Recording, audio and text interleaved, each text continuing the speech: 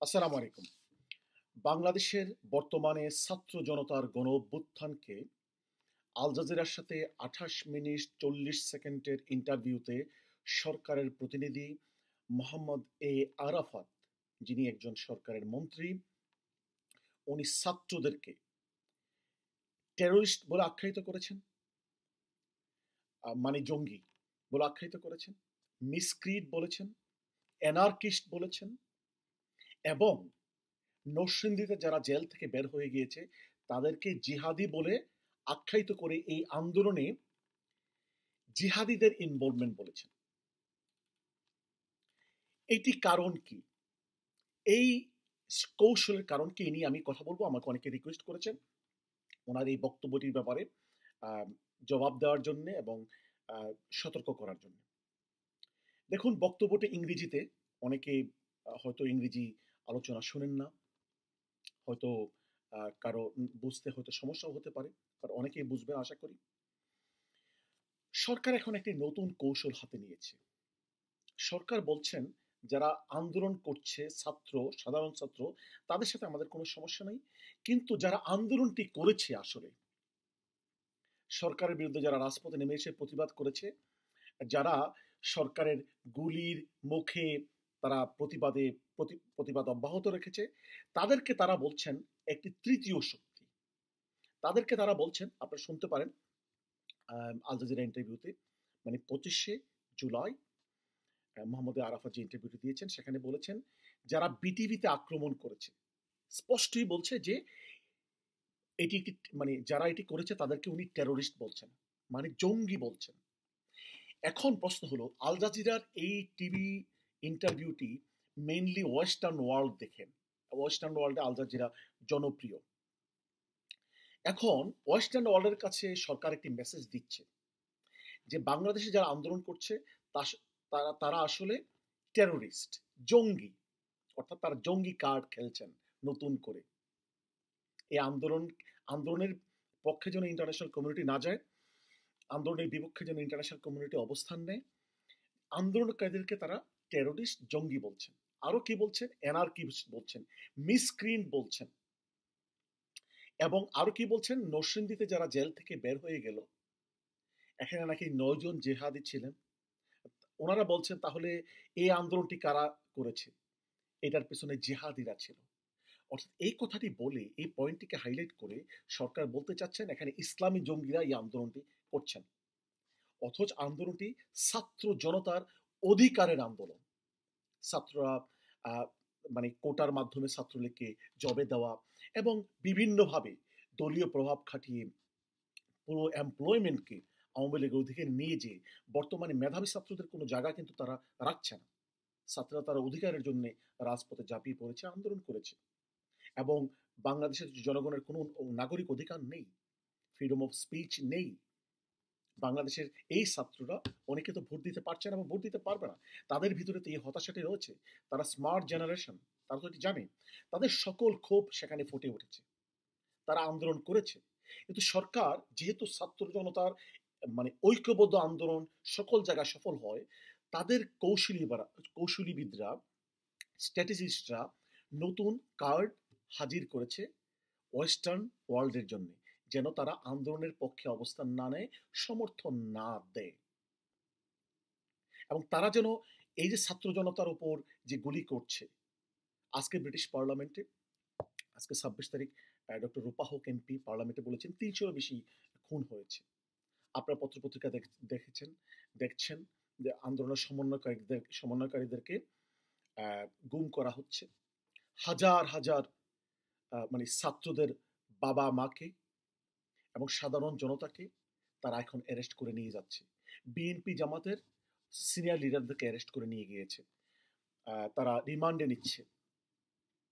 এখন প্রশ্ন হলো, তারা যে এই অন্যায়গুলো করছে, পুরা ওয়েস্টার্ন ওয়ার্ল্ড, পশ্চিমা বিশ্ব কিন্তু প্রতিবাদ জানাচ্ছে, পুরা পশ্চিমা বিশ্বে আন্দোলন হচ্ছে।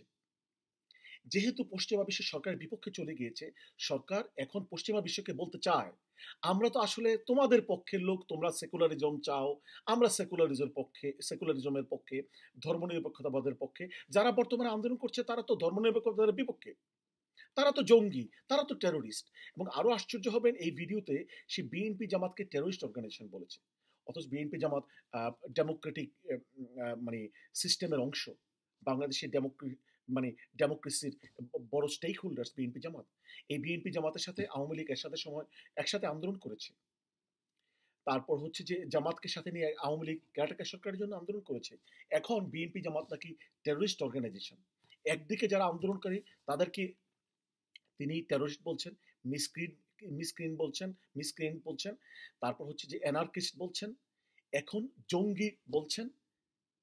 মানে এগুলোর উদ্দেশ্য হচ্ছে যে তারা যে ছাত্র জনতাকে খুন করছে, গুম করছে এবং হত্যাকাণ্ড চালিয়ে যাচ্ছে এবং চালিয়ে যাবে, এটাকে জাস্টিফাই করার জন্য তারা বলছেন সাধারণ ছাত্রদের সাথে নাকি তাদের সমস্যা নেই, তারা নাকি ছাত্রদের বিপক্ষে কখনোই ছিল না। তো ছাত্রদেরকে রাজাকার কে বলেছে?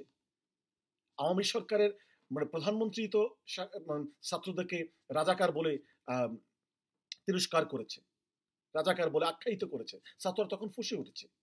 ছাত্রদের বিরুদ্ধে ছাত্রলীগকে কে লেলিয়ে দিয়েছে? সরকারের দ্বিতীয় প্রধান ব্যক্তি ওবায়দুল কাদের। এরপরে পুলিশকে কে লেলিয়ে দিয়েছে? সরকারের স্বরাষ্ট্রমন্ত্রী। এখন ওনাদের এই সকল কাজকে এবং আরো ওনারা দেশের জনগণের উপর হত্যা নির্যাতন কন্টিনিউ করার জন্য, জাস্টিফিকেশনের জন্য ওনারা জঙ্গি কার্ড, টেরোরিস্ট কার্ড নিয়ে হাজির হয়েছে। আপনাদের সকলের উদ্দেশ্যে বলতে চাই যে সরকারের এই জঙ্গি টেরোরিস্ট কার্ড ইন্টারন্যাশনাল ওয়ার্ল্ড গ্রহণ করবে না। আমরা সকলে কাজ করে যাচ্ছি, আমরা সঠিক ইনফরমেশন ইন্টারন্যাশনাল কমিউনিটির কাছে দিয়ে যাচ্ছি যে এটি ছাত্র জনতার অধিকারের আন্দোলন। হ্যাঁ, বিএনপি জামাতের সেখানে সমর্থন আছে, থাকা তো যৌক্তিক, তারা তো জনগণের অধিকার নিয়ে রাজনীতি করবে। বাট এই আন্দোলনটি সাধারণ ছাত্র জনতার নেতৃত্বে তাদের অধিকারের আন্দোলন। বিএনপি জামাত এখানে সহায়ক শক্তি এবং আমি মনে করি বিএনপি জামাত এখানে সক্রিয়ভাবে সহযোগিতা করা দরকার। কারণ এখন আন্দোলন করার কারণে ছাত্রদের বাবা মা আত্মীয় স্বজন নির্যাতনের সম্মুখীন হচ্ছে, তারা মামলার সম্মুখীন হচ্ছে, তারা অ্যারেস্ট হচ্ছে, তারা গুম হচ্ছে। তাদেরকে সহযোগিতা করা, তাদেরকে প্রোটেকশন দেওয়ার দায়িত্ব কিন্তু সরকার তো দিবে না। এই দায়িত্বটি বিএনপি জামাত যদি বাংলাদেশের জনগণের জন্য রাজনীতি করে, তাহলে ছাত্র জনতার পক্ষে স্ট্রংলি রাজপথে সকল সেক্টরে তাদেরকে দাঁড়াতে হবে। এটাই হবে বিএনপি জামাতের রাজনীতি।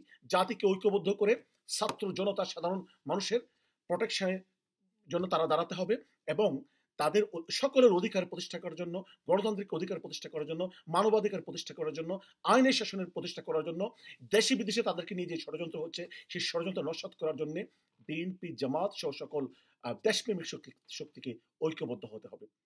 এবং সকলে যদি আমরা ঐক্যবদ্ধ থাকি, সজাগ থাকি, সচেতন থাকি এবং যার যার দায়িত্বটুকু পালন করি, এই যে মোহাম্মদ এই আরাফাতরা, সরকারের কুশলীবিদরা, সরকারের দুই একটা বিদেশি শক্তি এই আন্দোলনকে নস্যাৎ করার জন্য এই জঙ্গি কার্ড,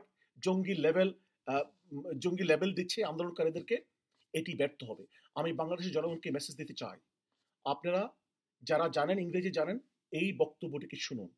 এই মানে আল জাজিরাতে মানে গতকাল 25শে জুলাই ইন্টারভিউতে সরকারের মানে বহির্বিশ্বে তাদের ইন্টারন্যাশনাল স্ট্র্যাটেজি কি সেটি ফুটে উঠেছে।